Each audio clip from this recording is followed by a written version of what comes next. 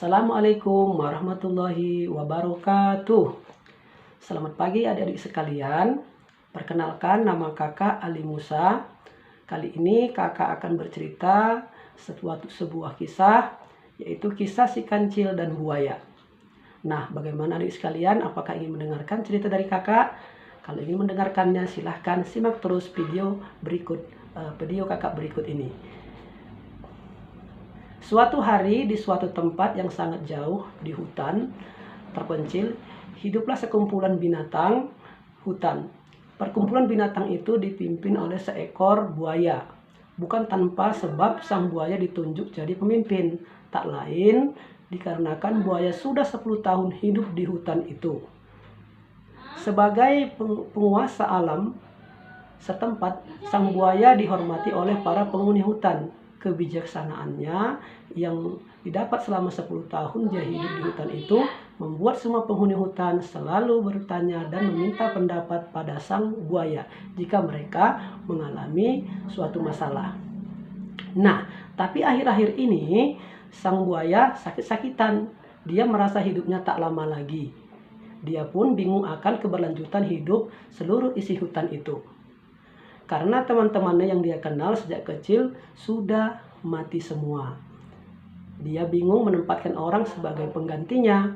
Karena itu bukan tugas yang mudah, menuntut pengalaman dan kebijaksanaan yang terarah. Tak jauh dari tempat tinggal sang buaya, di hutan itu hiduplah seekor kancil yang yatim piatu. Ibunya meninggal saat melahirkan si kancil, sedangkan ayahnya mati ditertembak oleh pemburu.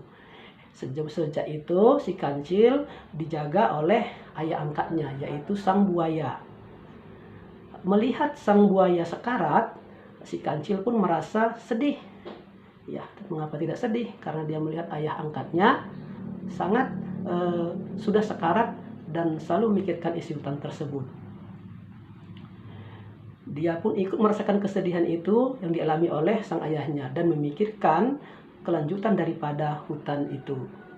Nah, dengan demikian si kancil pun memberanikan diri untuk bertanya kepada ayahnya, yaitu sang buaya. "Ayah, kenapa engkau sangat bersedih?" "Ayah bingung. Nanti kalau ayah mati, siapa yang akan menggantikan ayah?" "Loh, bukannya di sini banyak binatang-binatang yang cerdas ya? Kenapa ayah tidak menyerahkan kepada mereka saja?" "Tugas ayah tidak mudah, tak sembarang mengembannya." "Kenapa tidak mudah? Hidup lama dengan mereka, pasti mereka pun belajar banyak dari ayah.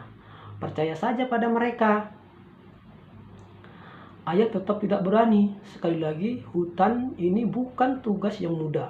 Mereka masih muda, masih banyak hal yang belum mereka mengerti. Ketakutan ayah sebenarnya tak beralasan. Bukan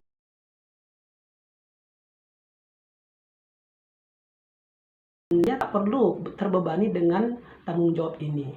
Apa yang membuat kita tetap bertahan di sini? Karena kita belajar banyak untuk menyesuaikan diri dengan hutan.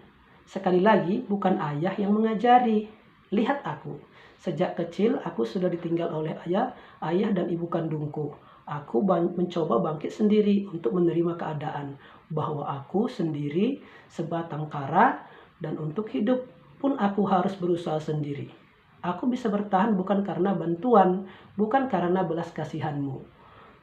Aku bisa hidup karena aku bisa menyesuaikan diri dengan hutan ini. Dan karena itulah aku bisa berbicara seperti ini di depanmu. Tolong lepaskan beban ayah. Itu bukan tanggung jawab ayah lagi.